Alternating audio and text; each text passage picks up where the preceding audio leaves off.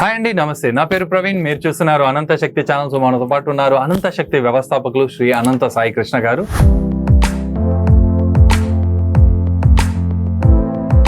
So late చేయకుండా కంటెంట్లోకి వెళ్ళిపోదాం, పదండి. సార్ నమస్తే. నమస్తే ప్రవీణ్. సార్, ఇప్పుడు లైఫ్ లో మిస్టేక్స్ అందరూ చాలా కామన్ గా చేస్తుంటారు.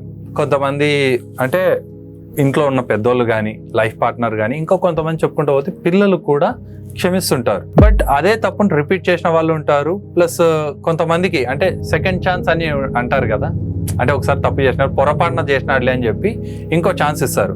కానీ కొన్ని మిస్టేక్స్ అగ్రీ చేసేయచ్చు, కొన్ని మిస్టేక్స్ అగ్రీ చేయలేము, అటువంటివి ఉంటాయి. కానీ ప్రతి ఒక్కరికి సెకండ్ ఛాన్స్ అనేది దొరుకుతుంది అంటారా? ఎందుకంటే కొన్ని సందర్భాల్లో ఆ సెకండ్ ఛాన్స్ దొరికినప్పుడు సరిగ్గా యూటిలైజ్ చేసుకునే వ్యక్తులు కూడా ఉంటారు.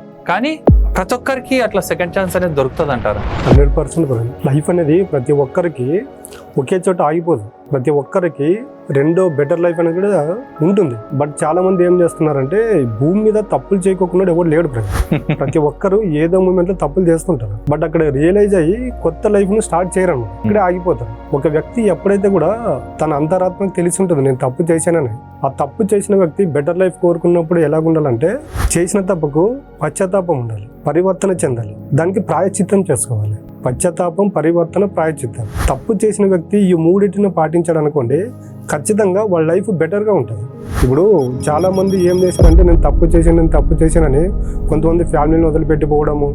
తప్పు చేసింది మనమే పారిపోతున్నాం అంటే అది పద్ధతి కాదు. అంటే సార్, ఇప్పుడు మీరు చెప్పినవి వన్ సైడ్ కాయిన్ టైప్ లో ఉంటాయి.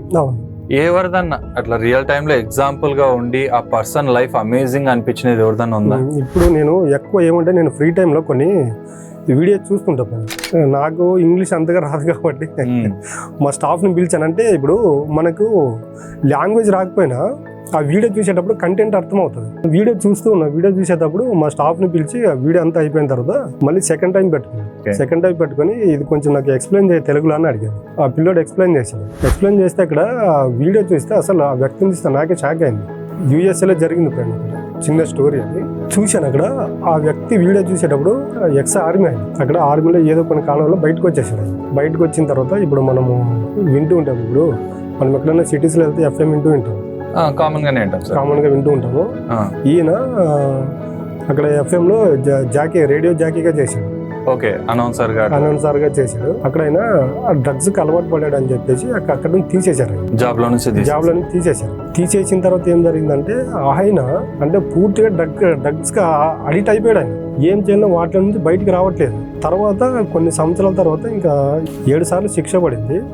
7వ శిక్ష పడినప్పుడు 2 సంవత్సరాలు జైల్లో ఉన్నాడు. ఆ 2 సంవత్సరాలు జైల్లో ఉండి బయటకు వచ్చిన తర్వాత ఇందుకు ముందు ఆయన డ్రగ్స్కి అడిక్ట్ అయ్యాడు. తర్వాత వచ్చి ఒకటేసారి ఈ క్రిమినల్స్ ఉంటారు కదా, క్రిమినల్స్తో ఆయన క్లబ్ అయ్యి దాంట్లో కూడా పార్టిసిపేట్ చేశాడు. Illegal activity. ఈ క్రిమినల్తో ఎప్పుడైతే క్లబ్ అయ్యాడో ఇల్లీగల్ పనులు చేసేటప్పుడు రెడ్ హ్యాండెడ్గా దొరికినప్పుడు ఎట్లా మన సైడ్ ఉన్నట్టు ఉండదు, అక్కడ శిక్షలు చాలా కఠినంగా ఉంటాయి. ఆయనకి ఈసారి కొంచెము లాంగ్ టైం శిక్ష పడింది. ఆ లాంగ్ టైం శిక్ష పడినప్పుడు ఆయన ఇప్పుడు ఒక వ్యక్తి తను తాను తెలుసుకోవాలనుకున్నప్పుడు టైం దొరకాలి, సింగిల్గా ఉండాలి.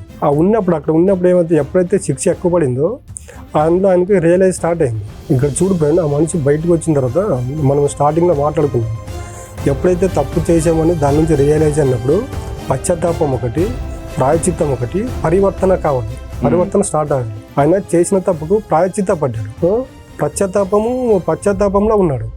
దీని నుండి పరివర్తన చెందాలని వచ్చి కూర్చున్నాడు. ఒక బోర్డు పైన రాసుకున్నాడు, దేవుడిచ్చిన గొప్ప వరము నాకు ఒక వాయిస్ రూపంలో ఉంది. నేను ఇంతకుముందు రేడియో జాకీగా పనిచేశాను. నాకు ఎవరన్నా బెటర్ ఆఫర్ ఇస్తే నేను వాళ్ళకు కృతజ్ఞత పాత్రుడై ఉంటానని అక్కడ బోర్డు రాసుకుని కూర్చున్నాడు. అక్కడ చాలా మంది వస్తున్నారు, చూస్తున్నారు, వెళ్తున్నారు. అట్లా ఒక 2-3 రోజులు గడిచింది. తర్వాత ఒక జర్నలిస్ట్ వెళ్ళాడు. అక్కడికి వెళ్ళి ఆ వీడియో తీసి అప్లోడ్ చేశాడు సోషల్ మాట్లాడుతున్నప్పుడు. అది చూస్తున్నప్పుడు ఏమైందంటే చాలా మంది ఆయన దగ్గరికి రావడం స్టార్ట్ చేశారు. ఆయన వాయిస్ విని, అంటే అంత బేస్ ఉంటుంది ఆయన వాయిస్లో. నా కోసం ఒకసారి ఆ వాయిస్ క్లిప్ ప్లే చేయండి, తెలుస్తుందండి.